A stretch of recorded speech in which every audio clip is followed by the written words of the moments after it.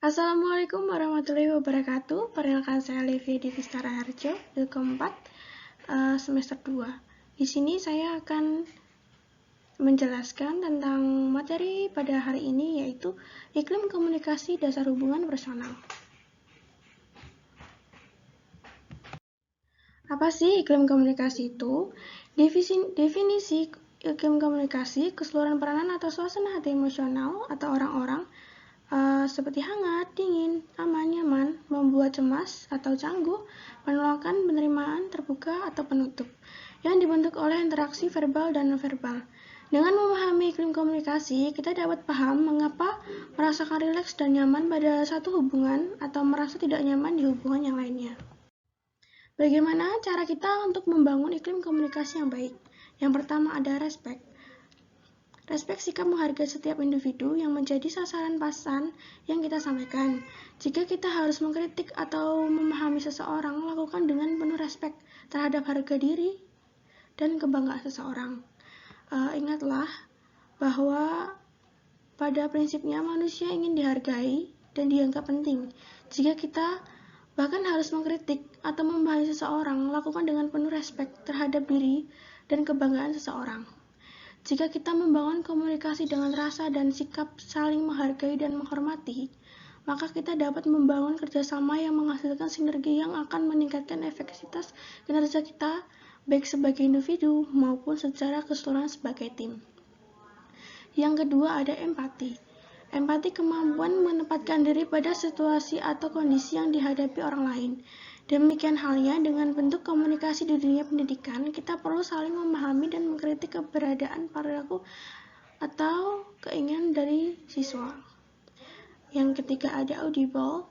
Audible dapat didengarkan atau didengar dengan baik, berarti pesan yang kita sampaikan bisa diterima dengan baik oleh penerima pesan. Yang keempat ada clarity. Kejelasan dari pesan itu sendiri sehingga tidak menimbulkan multi-interpretasi atau berbagai penafsiran yang berlainan. Clarity dapat pula berarti keterbukaan dan transparansi. Yang terakhir ada humble. Sikap rendah hati, tidak merasa lebih baik dari yang lainnya, menghargai orang lain, mau mendengar, menerima kritikan, tidak sombong dan tidak memandang rendah orang lain. Aspek-aspek yang membentuk kenyamanan hubungan personal. Yang pertama ada investasi. Apa saja yang kita berikan kepada hubungan yang tidak dapat kita ambil kembali jika hubungan itu berakhir. Contohnya peduli sama orang. Investasi waktu, tenaga, pikiran, dan perasaan pada saat interaksi. Investasi ini tidak dapat dikembalikan sehingga satu-satunya untuk cara mendapatkan keuntungan dengan tetap mempertahankan pada hubungan tersebut. Ada komitmen. Komitmen adalah menentukan untuk tetap berada pada hubungan. Komitmen berarti menentukan, bukan merasakan.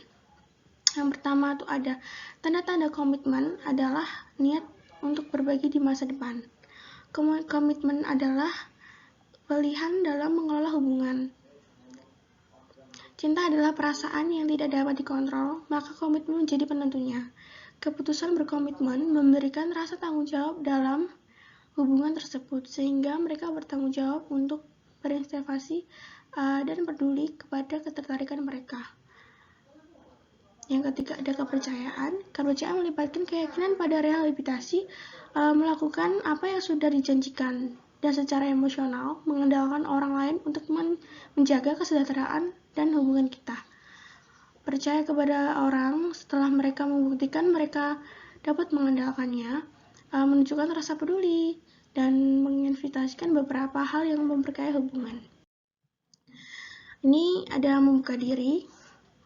Membuka diri adalah usaha untuk mengungkapkan informasi personal mengenai diri kita yang biasanya tidak disampaikan orang lain. Kedua ada keterbukaan diri adalah kunci penting yang menunjang kedekatan. Yang ketiga keterbukaan merupakan proses yang sesuai dengan situasi tertentu. Yang terakhir dalam tahap awal perkembangan hubungan timbal balik keterbukaan diri menjadi hal yang penting.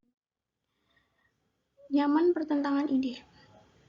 Sikap pengertian dan merasa nyaman dengan pertentangan ide kualitas terakhir yang diperlukan untuk hubungan yang sehat, yaitu perbedaan atau ketegangan yang wajar berada dalam hubungan. Iklim komunikasi yang mengkonfirmasi. Iklim komunikasi hadir pada rangkaian dari konfirmasi atau penegasan dan penyangkalan. Hanya sedikit hubungan yang benar-benar memiliki konsep penegasan atau penyangkalan sebagai besar berada pada di antaranya. Suatu hubungan biasa tidak bergerak secara tiba-tiba dari suatu titik ke titik yang lain. Biasanya satu terhadap konfirmasi bergerak ke tahap selanjutnya dengan cara berangsur-angsur. Tingkat penegasan dalam penyangkalan. Bentuk paling dasar dari konfirmasi adalah menyadari adanya orang lain. Kita melakukan konfirmasi dengan perilaku nonverbal, senyuman atau sentuhan dengan verbal, dengan komunikasi verbal. Tingkat yang kedua, mengakui apa orang lain rasakan, pikiran dan katakan. Secara nonverbal, kita mengakui melalui kepala yang mengarah ke depan atau membuat kontak mata untuk menunjukkan bahwa kita mendengarnya. Atau pengakuan verbal adalah reception langsung kepada komunikasi orang lain. Suasana yang defensif dan suasana suportif. Yang pertama ada suasana defensif. Beberapa orang merasakan tidak diakui dan berjaga-jaga sehingga kita tidak dapat berbicara secara terbuka dengan mereka. Suasana suportif, jika bersama dengan orang yang mendukung dan mengkonfirmasi kita, maka kita dapat berkomunikasi dengan bebas. Begitu materi yang telah saya sampaikan untuk hari ini. Bila ada kesalahan kata atau perbuatan, saya minta maaf. Wassalamualaikum warahmatullahi wabarakatuh.